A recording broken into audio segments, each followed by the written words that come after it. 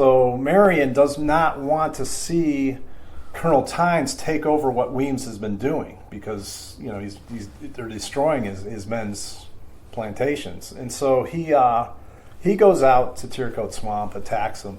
It's interesting because one of the very few people who die in that battle is Emos Gaskin, who is known as the Devil at the time because he is giving up the names of all these people. So that's another interesting story about that. You are listening to Historyman, the platform for historians, curators, and authors to tell their stories of the American Revolution, walk in the footsteps of heroes, and proclaim freedom reigns. On today's episode, we are with Paul Graham, South Carolina Revolutionary War historian, the director of the American Heritage Festival on Graham's Historical Farm in Lake City, South Carolina, and director of the American Living History Foundation. So welcome, Paul. Oh, thank you. I'm glad to be here. Before we start, tell us a little bit about Graham's Farm. Graham's Farm is in Lake City, South Carolina. It's in former Williamsburg, and before that was Craven County. Okay. It is a farm we've had in our family since the early 1700s. It is a farm that my dad always told me that I was going to inherit someday. And it had always been in the Graham family, and he wanted to make sure it went to me, and it actually went to me and my brothers. But anyway, it used to be in Graham's Crossroads. It used to be called, Lake City used to be called Graham's Crossroads. Is that right? So it's kind of been our little niche in the woods for all this time. Now, Lake City was at one time a tobacco hub. Correct.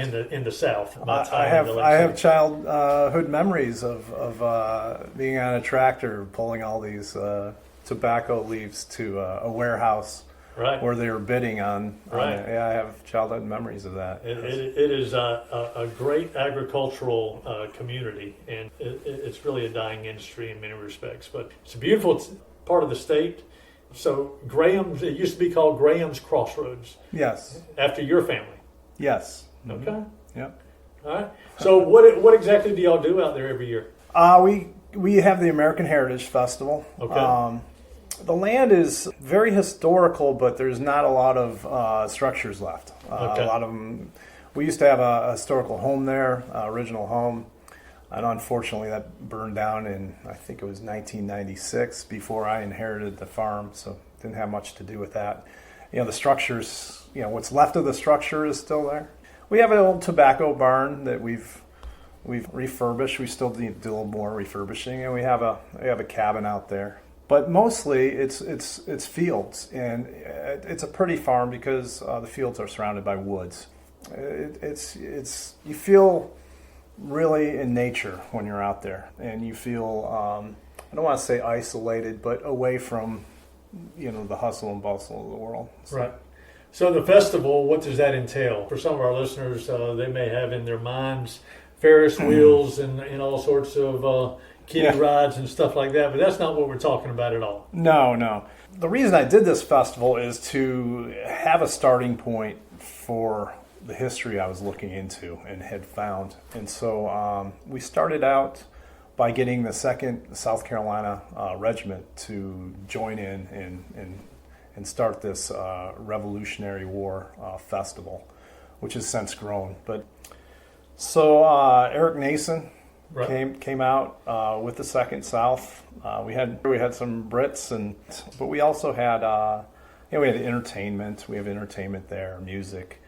We have speakers, historical speakers. I call it a mobile museum because it's really under a tent, but we have things like artifacts from the American Revolution that were passed down from the family down. And also I have, most of the time I just give copies of original paperwork from that time period, receipts from some pretty well-named people in the American Revolution. Right. And then we have sutlers who come in and they sell their 18th century wares. We have presenters who show what it was like to trade at that time, or to build a musket, or to build furniture, those type of things. And we have Fletcher Moon in the culture of beer. Usually this time I think he's going to do, it's going to be more, I think he's going to call it libations of the colonial period.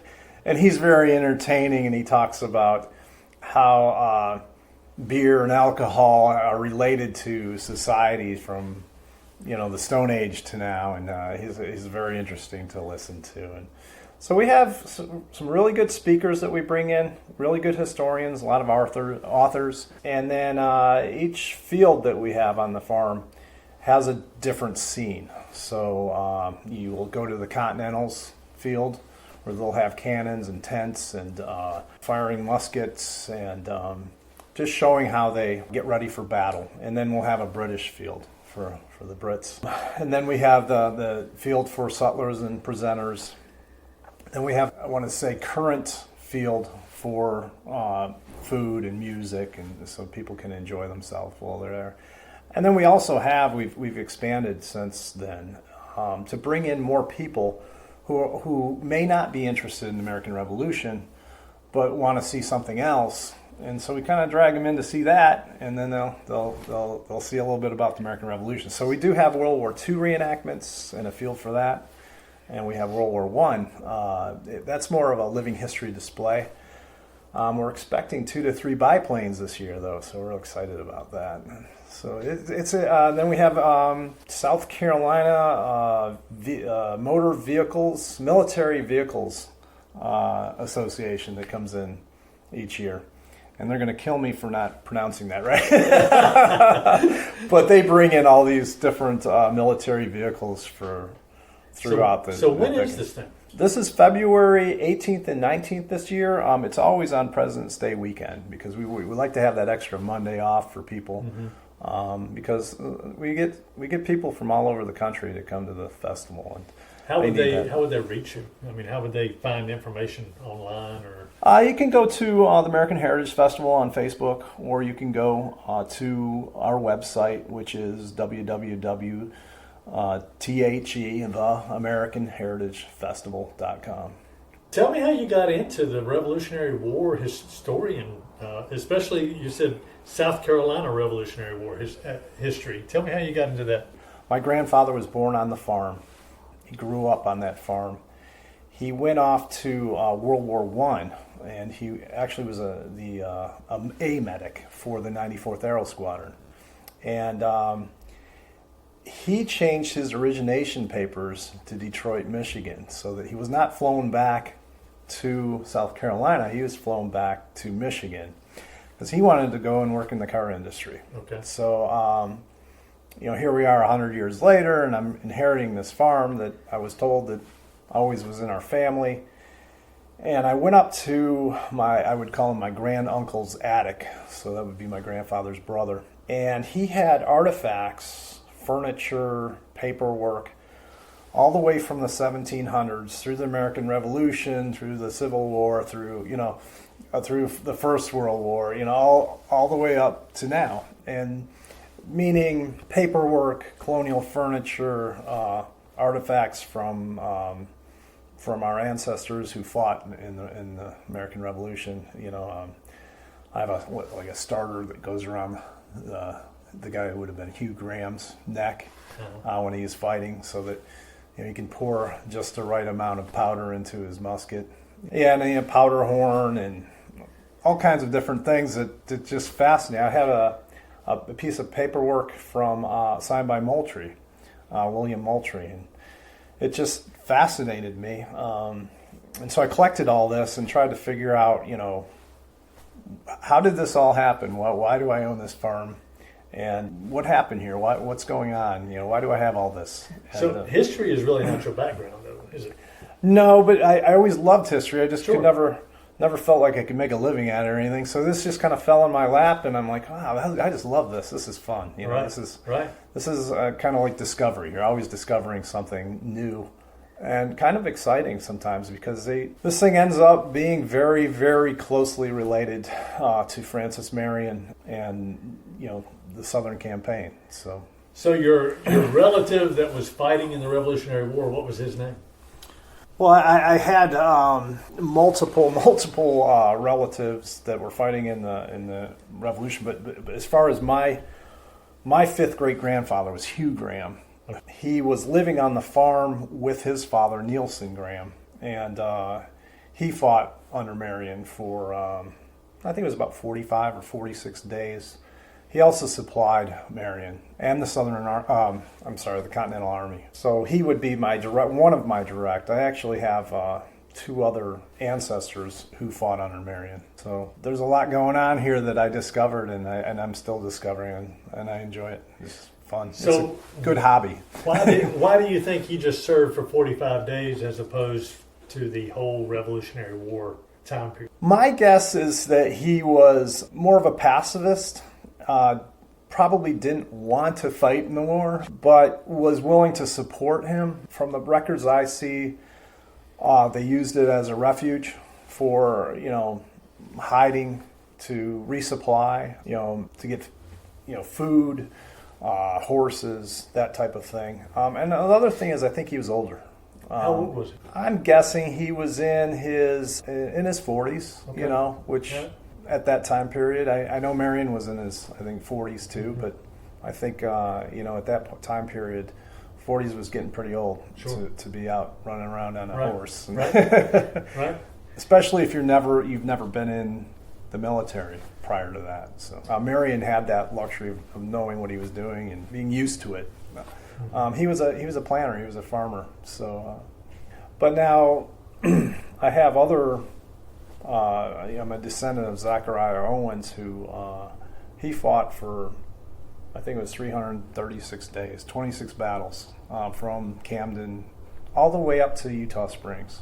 Really? Yeah. Mm-hmm. Who did he fight with? Marion. Yeah. Fought with Marion. Yep. Okay. Yep. Man. Yeah. And then I have another one who is James McCutcheon, who was a dragoon. He was a sergeant. He fought with Marion at Siege of Savannah. Okay. Yep. So, and those are kind of just scratching the surface, and that's the kind of neat thing about it, because if you go, he had a big family. He had uncles. He had his father. He had daughters. He had son-in-laws. He had parents of his, or I should say, father-in-laws of his kids, all fighting. Or supporting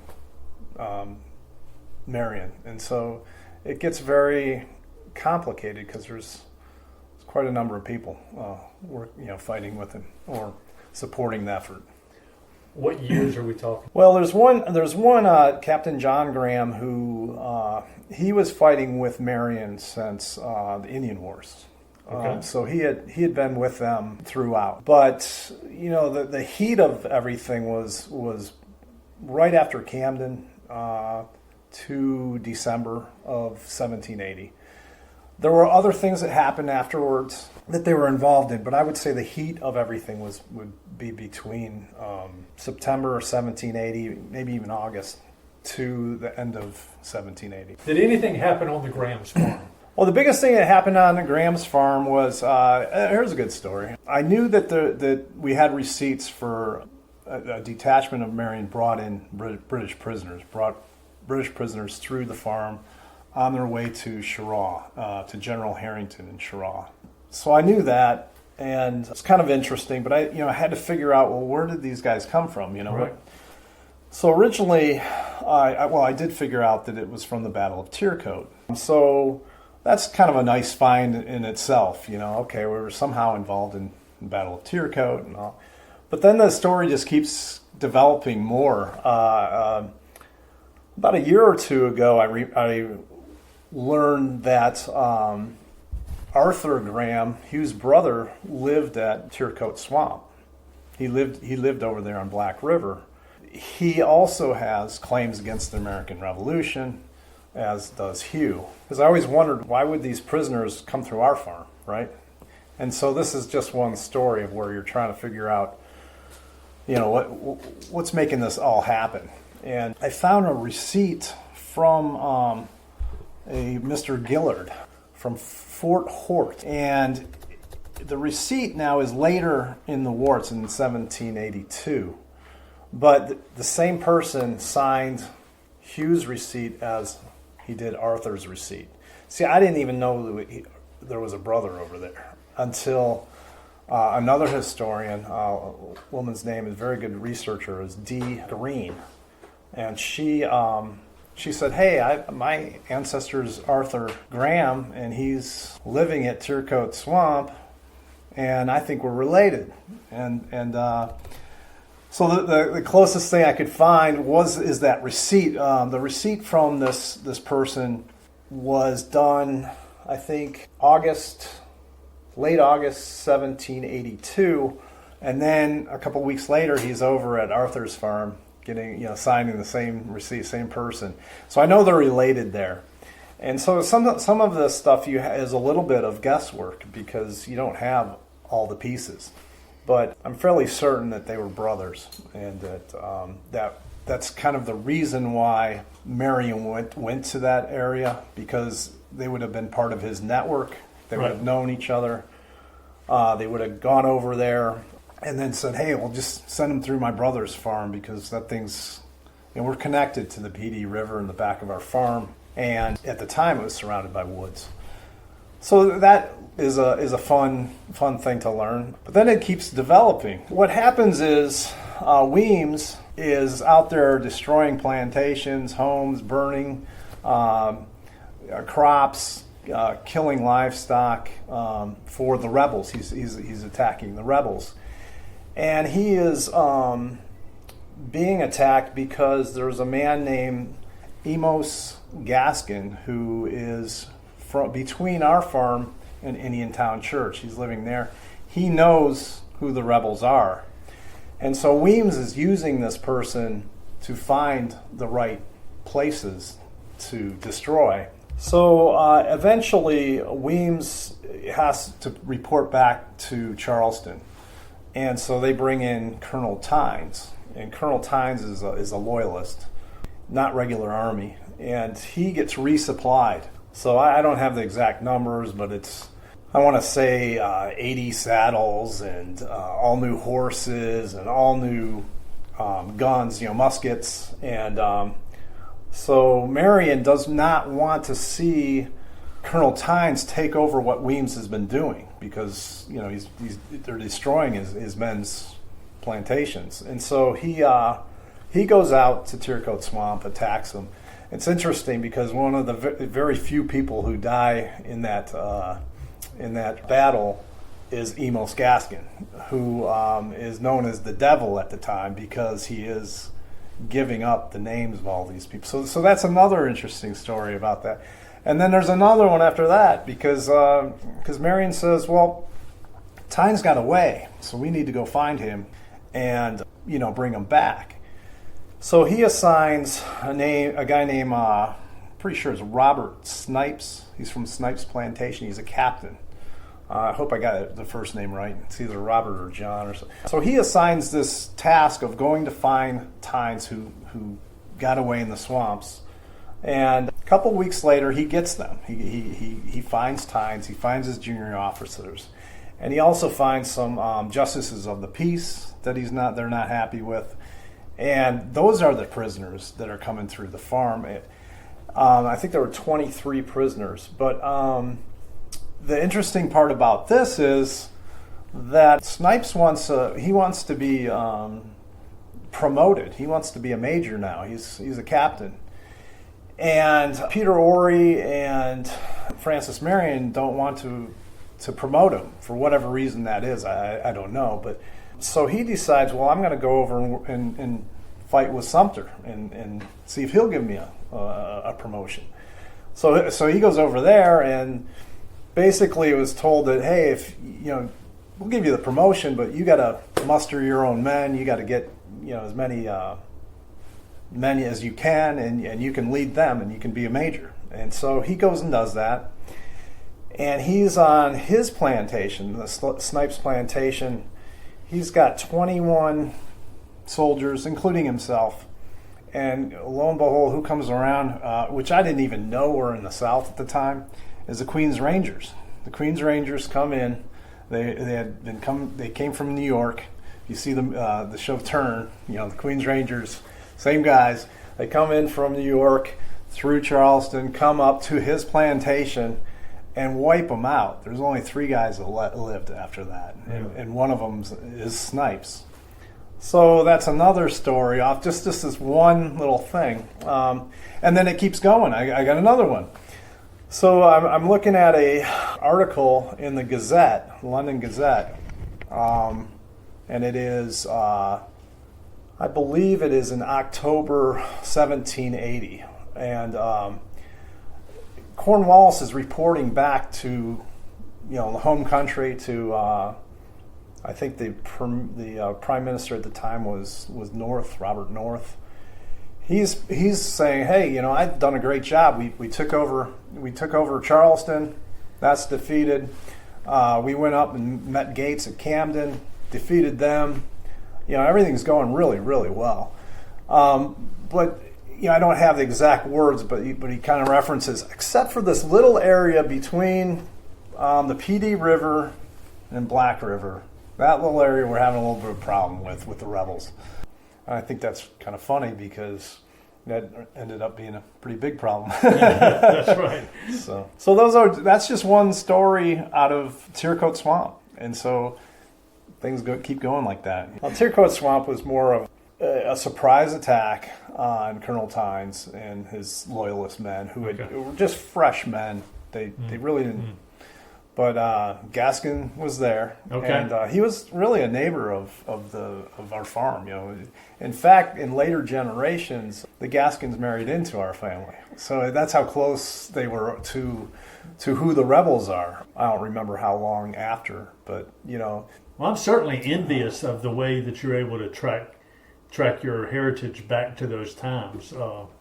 I think most Americans now can't do that. And the fact that you're able to do that is just fascinating to me, and that's cool stuff. As we wind down our episode here, tell us a little bit about your American Living Heritage Foundation. What is that about?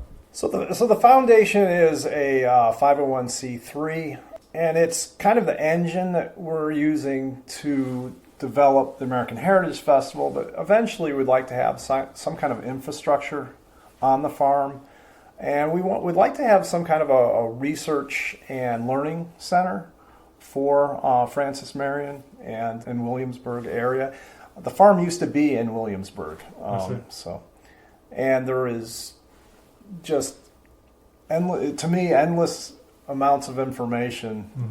Just for an example, again, Josiah Cockfield. He was a sharpshooter for Marion, and when I first came to Lake City, after I inherited this, I was down the street at a furniture store, and I'm talking to them and to the owners, and they start talking about that they're Cockfields, and then that they came from Josiah, and I have his signature on some of my paperwork, and so then I go home. And I'm reading John James' son, I'm forgetting his first name, but his book. And within a couple chapters, they're saying, Marion really protected his men. He didn't want them to get injured. And they mention a battle, and he goes, for instance, in this battle, only one person died. And then he goes on to correct himself. He says, he really didn't die. He got shot in the breast, and his name was Josiah Cockfield. So that's how close all this comes to me. So, and it's just so much fun because all these names from that time period keep popping up all over the place. So the festival is when? Tell us one more time, and how they can get a hold of it. The festival is February 18th and 19th. You can look us up at The American Heritage Festival. You can look us up on Facebook. We're bringing in the Kings Rangers this year from Michigan. And we'll have the 33rd of Foot, and the 2nd South Carolina. We'll have the 3rd Continental Dragoons. We have quite a number of Revolutionary War reenactors that come, but it's always going to be on President's Day weekend. And Lake City is located where in South Carolina? Well, it's a half hour south of Florence. It's an hour and a half west of Myrtle Beach. It's about an hour and a half northwest of Charleston. The festival seems to grow every year, and yes. And it's It's a wonderful time for the families to come out and learn a little bit of history. And if they're not really interested in the Revolutionary War history, you got enough there to pique their interest on other historical narratives out there. So Yeah, we've been lucky. We've had some pretty big names come out to talk. We had Congressman Clyburn came last year, and so did George Patton's grandson came last year, and he's coming back. He had so much fun. He wants to come back, and we have another name out there. I don't want to say yet, but we're hoping to get kind of a big name. So we'll see. We'll see if we get it. You never know. Sometimes you don't want to say you got somebody until you really have that commitment. that's right. That's right. Well, thank you so much, Paul. Appreciate it. Thank you.